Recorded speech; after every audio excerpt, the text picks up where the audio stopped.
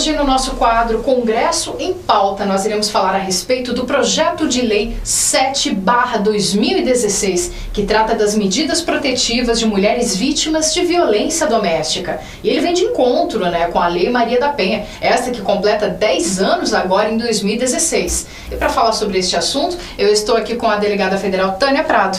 Bom, vamos começar então falando, do que se trata esse PL, o que são essas medidas protetivas? Então, o atual sistema, vigente da Lei Maria da Penha, ele prevê nos seus artigos 22 e 23 várias medidas. Dentre elas, estão aquelas que poderiam ser aplicadas pelos delegados no momento da ocorrência em que a vítima vai registrar.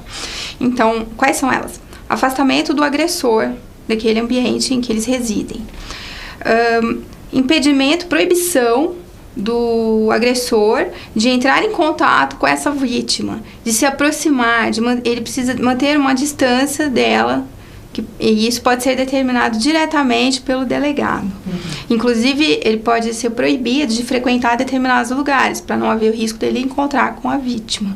E não pode entrar em contato nem com os familiares dela, Então, essas medidas, inclusive encaminhamento da vítima para um órgão de proteção, um programa de proteção à vítima, isso pode ser determinado diretamente pelo delegado, porque ele é aquela autoridade jurídica que está presente naquele momento mais urgente, Muitas vezes o Poder Judiciário já está sobremado de trabalho, e naquele horário, na madrugada, no final de semana, o juiz não tem condições de analisar o caso. E a vítima está correndo risco, a sua integridade, tanto física como psicológica. E eu acho que são os horários que mais acontecem isso, Briga à noite, de madrugada, discussão. Sim. Dentro de casa. O tempo todo. E nós temos vários relatos de vítimas que procuram a polícia. Inclusive, houve um aumento, do número de mulheres que procuraram seus direitos, foram à delegacia. Só que o que acontece? Ela pede esses direitos e o prazo, até que as medidas sejam determinadas, é muito largo, passa das 48 horas que estão previstas na lei. Inclusive, a CPI da violência contra a mulher, ela chegou a detectar casos em que demoravam 6 meses para analisar isso. Nossa, muito tempo. Muito tempo. E quando a vítima volta para casa, de alguma forma, esse agressor toma conhecimento de que ela denunciou as violências que ela estava sofrendo. Então, ela sofre uma nova agressão.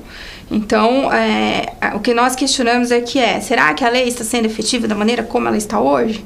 Ou é necessário ampliar essa proteção à mulher, sem retirar aquelas proteções que já estão previstas, Seria, assim, arriscado dizer que talvez esse tempo prolongado pudesse ocasionar até um homicídio? Ou isso não entraria nessa estatística, essa demora?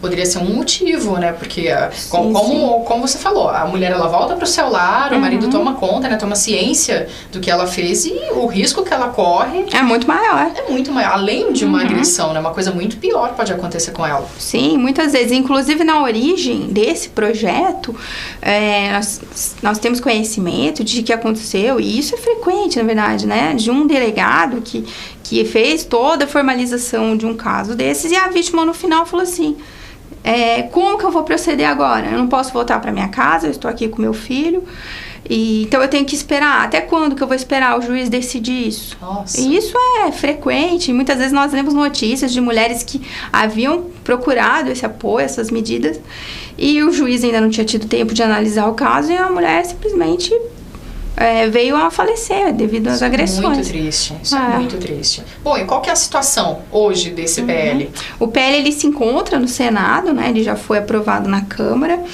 e depois de várias audiências públicas que foram importantíssimas, porque daí também outros pontos de vista foram colocados ali e tudo. Então, foi aprovado na Comissão de Cidadania e Justiça, e agora, até o final do ano, eu acredito, devido à urgência, e por isso que nós precisamos do apoio também das mulheres, da sociedade como um todo, até o final do ano eu acredito que seja votado o projeto, E o que vai mudar no trabalho dos delegados? Não só da civil, mas os delegados federais também, os delegados federais apoiam o projeto. Qual que é o motivo desse apoio? Vai mudar alguma coisa no trabalho de vocês? É muito interessante o que você falou, porque assim, público notório que os delegados de polícia civil atuam nessa área, Existem as delegacias de proteção à mulher, no país, em algumas cidades e tal. E os delegados de Polícia Federal também atuam. Por quê? Porque são crimes federais aqueles cometidos a bordo de aeronave e de navios. E no período de férias é muito comum acontecerem num cruzeiro de férias, agressões de maridos das esposas, e elas denunciam isso. E esse caso vai para a Polícia Federal, porque é a atribuição dela. Nossa, então, os delegados que convivem com isso, sobretudo os que estão lotados na região de litoral, né, Santos, inclusive, poderiam aplicar essas medidas. Então, assim, aqueles que têm mais contato com essas situações, eles percebem a importância, né, desse projeto. E por que é importante essa atribuição que é dada aos delegados? Há um motivo?